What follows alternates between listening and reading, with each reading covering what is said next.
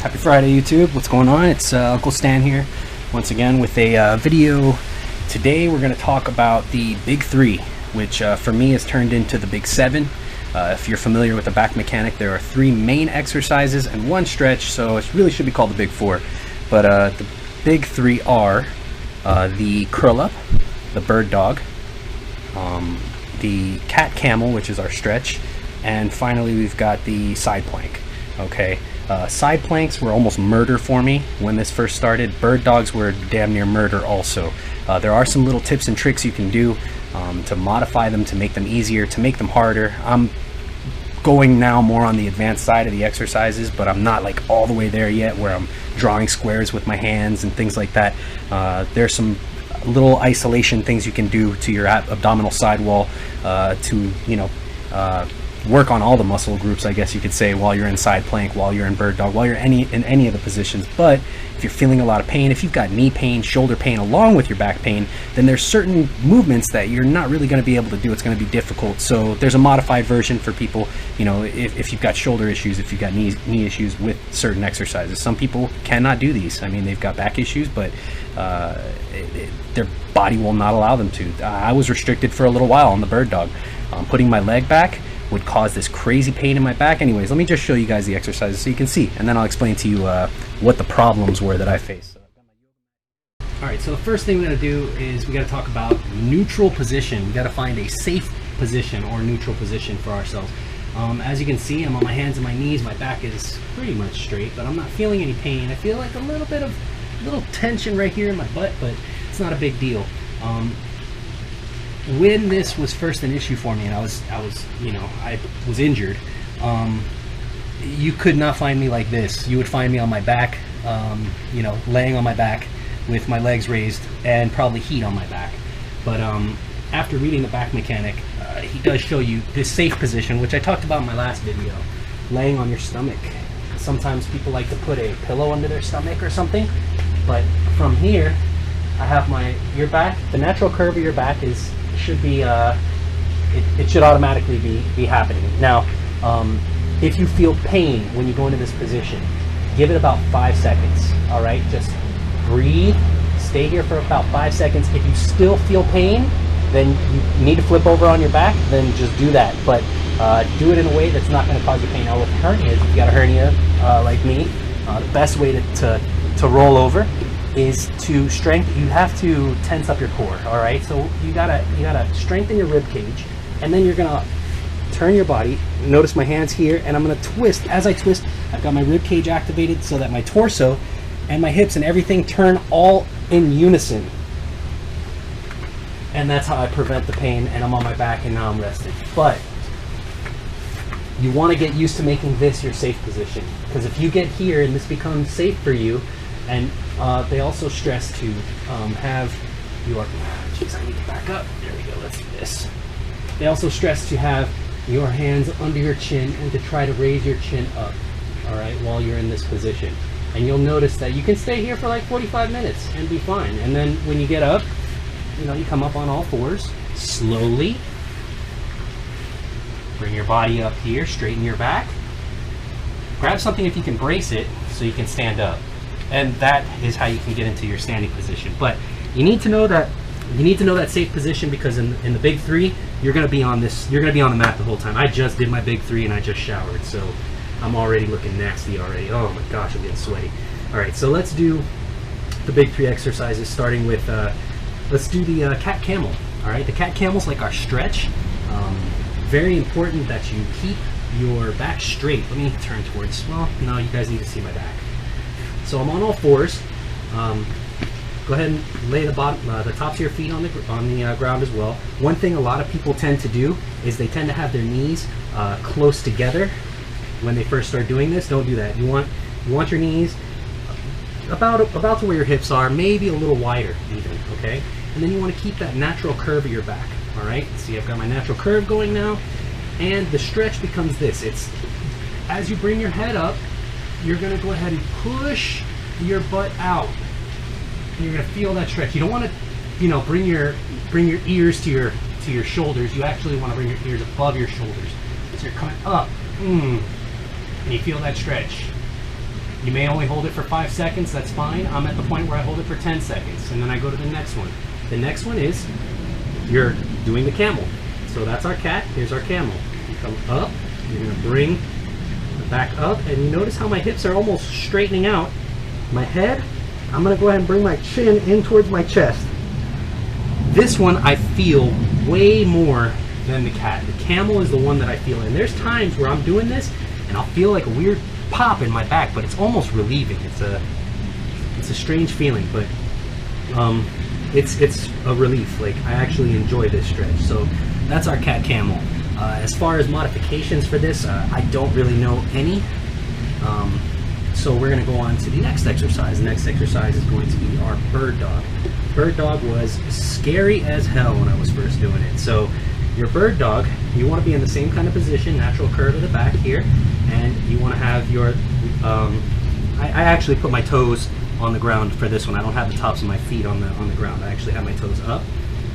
And you want to make sure you keep, they call it a sweet spot. You want to have your back in a sweet spot, because you'll notice that in this exercise, you're going to end up pushing a foot back. As you do that, your opposite hand is going to be up, and you want it up by your ear, and you want to have your head up, and you're going to try and hold this. Now, my foot, my back leg,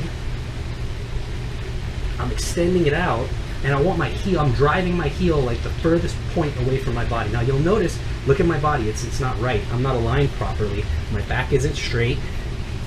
It's the first thing you gotta do. So I gotta get back in the position, and you'll know, if you got back problems, you'll know when your back's not straight, and you do this, oh, it'll hurt, and you'll come down. So a lot of people freak out right away because they think they can't do this exercise.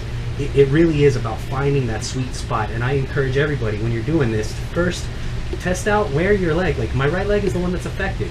So I'm gonna go ahead and put that out first and hold it there. This feels right. So I'm gonna bring my arm out, boom, 10 seconds. And then after I hold it, I'm gonna come in.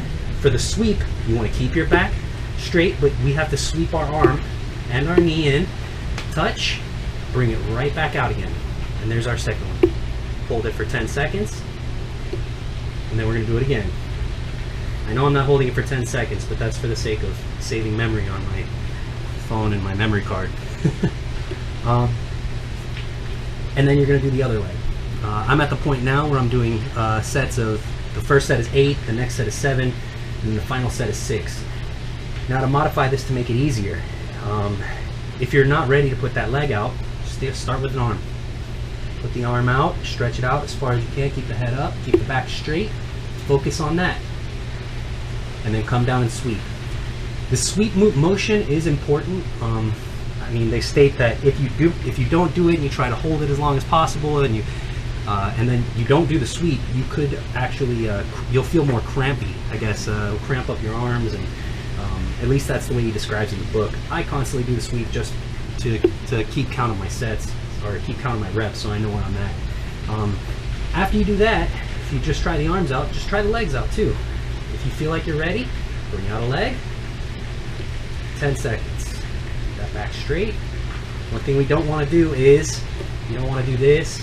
You want to have your back completely straight, and push that heel out. And bring it in, do it again, boom. And then, do the other leg, or work on the other arm. Just make sure, one or the other, if you can't do both. Now, if you've got issues, then the modified version is from up on a chair. So you're gonna hold on to the chair. You want to keep your back straight, and then you're gonna go ahead and bring the leg out at the same time. Bring the opposite arm up. And just hold that. Come in. Do it again. Modified bird dog. Alright? If you got problems with your shoulders or knees, you probably want to do it from standing position. Cat camel, we've done bird dog. Let's go to our side planks. Side planks was another one that was absolute murder. Absolutely murder for me when this first started. I couldn't do it. It was just too much for me to turn to my side when I was like this. You turn here and it's just like you feel that pain. I couldn't do it. One way they show you how to start off on the side plank. Get down first, turn your body, okay, and then from here, bring yourself up, but you don't want to misalign your spine like this. This is no good. This is not going to feel good. I'm actually able to do this right now. I'm pretty surprised. But from here, you want to bring yourself up, and if you got to be on your knees, you got to be on your knees, but you want to try and bring your hips up. Notice it's the hips that are coming up. All right, try and keep everything straight, and you're here. This is at about 90 from your body. There we go. And then to come down, do not come down like this. You're not going to come down on your hip. All right, when you rest, because you're going to do another repetition, you want to bring, like you're sitting back. So it's almost like seated position. Bring the hips back up again and go back into the next count. Okay. And for this I do 6-5-4. That's where I'm at now. My modified version is up though. So I'm here in a plank. I'll hold this for 10, turn, and then I'll have my outside foot, my leg that's up, pointed up, in the front, and then my back leg is in the back, and I'm holding this position 10 seconds. Come down, 10 seconds. Go to the other side. 10 seconds. And that's it. That's the way I'm doing it now, 6-5-4. But I was gonna get up and show you how to do it off the wall. But let me show you another modified version of the side plank. Something else that they show you in the book that you can do for the side plank position. Besides, okay, so we went through this one. Bring the hips up, coming down, bring the hips up. We did the modified version that I was showing you that I do, which is front plank, side plank, front plank, side plank, just all the way through. And finally, there's this one as well. Now, this one I'm gonna stay on the ground. Okay, got my side. I'm completely on the ground, and I'm just gonna bring my legs up. That's it. Bringing your legs up. You feel that? Oh man, I feel this one. I gotta start doing this one more, I think. But this is another modified side plank right here. And you're just raising. Let me show you my feet so you guys can see my feet. Focusing on keeping your body completely sideways. My shoulders are perpendicular with the ground. My hips are perpendicular with the ground, and then bring the feet up. Try and levitate. And then flip to the other side. Here's the final one. This is the curl up. Now, the curl up, there's a couple modifiers to this as well, but everything's from here on the ground on my back. So the first thing is this. So you want to get your hands under your back, under the small of your back, your lumbar. Okay, we're just going to rest our elbows for right now. And I want to put my affected foot down first. I'm going to do it my right side first. So my right leg's going down. My left leg is going to stay right about where my knee is, on the ground, planted. Okay? And here is the easiest version. Now, your focus on this exercise is actually your upper abdominal muscles right here. You're going to be activating this. Okay? And the exercise works like this. Imagine my head and my shoulders are on a scale. Okay? Imagine the head and the shoulders are on a scale, and I just want to basically get my, make the scale barely read 0, okay? So, it's working with my microphone. Hold on, I got to put it right here so you guys can all hear me. There we go. Okay, so, hands under the lumbar. Okay, foot straight up. I've got my, this leg right here by the knee. First thing I want to do is raise my elbows off the ground. Don't want my elbows touching the ground. And I also, the whole point of having your hands behind your back is just so you don't feel your back bend at all. It needs to stay the natural curve the whole entire time.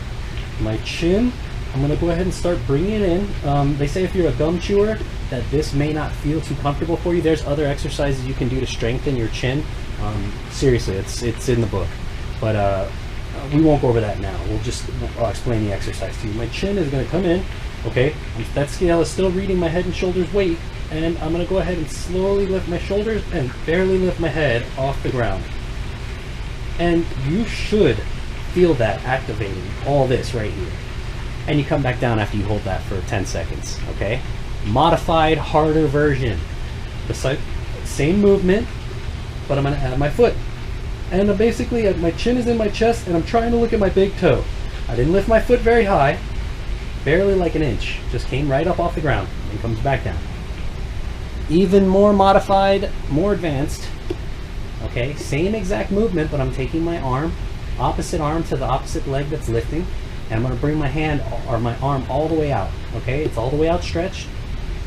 And as I bring my shoulders and my head off the ground and my foot, my hand is slightly coming up. All right. One thing you want to avoid doing when you're doing this stretch is sometimes or this exercise is you might notice you're curving your back like a banana. All right, to try to compensate for that lift or that turn. Don't do that. You want to try and keep your back straight. Try and just imagine yourself completely straight, up and down, just like this. No banana curve. Elbow off the ground and come up. Boom. All right, chin in. See, that one, my chin wasn't in all the way. I still felt the exercise, but I could have done it better. And this is better. It's almost like a twitch muscle exercise. Like twitch, boom, that's it. Just working a twitch muscle. You're coming up, coming back down. Don't focus on going fast like I just did there. That was stupid. Keep it slow. And then you're going to do the other side. So those are the modifiers for the curl-ups. That is it for those exercises. Now, the last thing, the most important thing. If you're able to do your big three, you've got back pain still and you're not able to get up, here's the best way that I found to get up. And that is, I'm going to go ahead and turn. And when I turn, activate my rib cage, my shoulders and hips turned in unison. I am now sideways, okay? And I'm going to slowly lift myself up, almost like a car is lifted off a jack in a mechanic shop, all right? And now I'm up. My hips, my spine is still aligned. It's not like all bent and curved in a crazy way, but I only did this and brought myself up so that I could bring my hips up and swing my knees down. And now you slowly bring yourself up.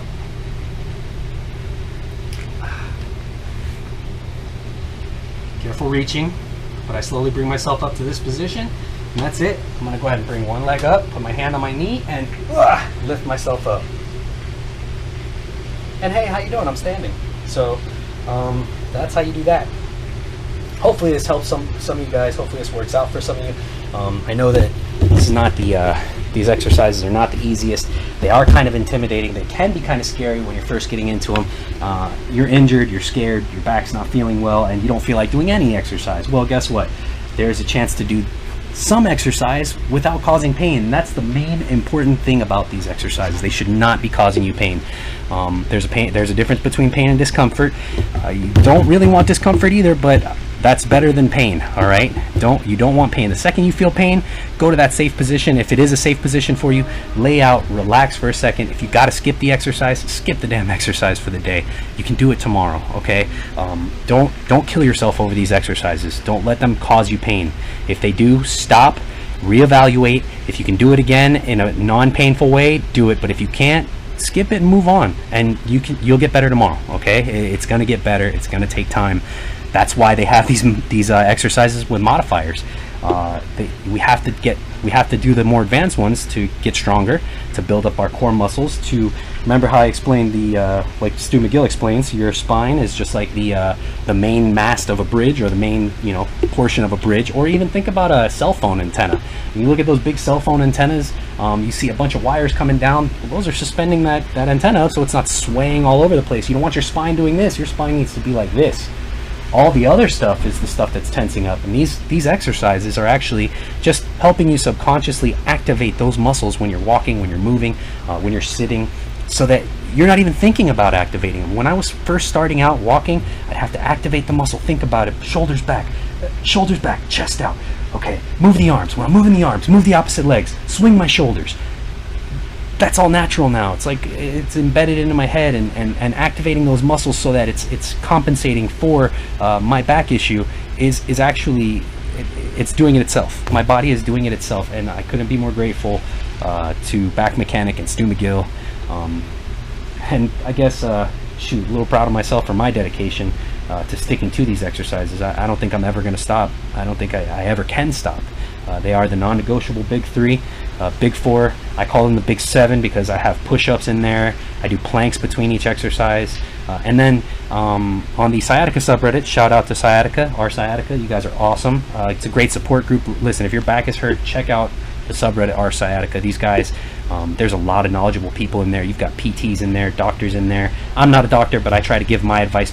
You know, this is my street advice here because I've been through this twice. You know what I'm saying? I won't do it again. But yeah, I just try to provide anybody with any kind of knowledge if they have similar situations that I do. There are some people in there that have different, you know, they talk about the pins and needles. I was feeling pins and needles for a little while, but some of these guys, they got some extreme stuff, and it's like I wish I could help them, and it's good that the community comes together and we work on helping each other. So if you are suffering from back problems, shout out to our Sciatica. Let them know your problems. We're all cool. We're all cool there. But yeah, that's all I got for you guys today. I'm gonna try and work on meshing these two videos together now, since it's two freaking videos that are like 45 minutes long or something. Anyways, if you make it through the whole entire thing, kudos to you. You're a badass. Thank you for watching the whole entire thing. I hope that this has helped you. I hope you're able to do your big three. I hope that you're feeling better today than you were feeling yesterday, and I hope tomorrow is even better than today. Have a wonderful day, you guys. I'm Uncle Stan. Have a good one.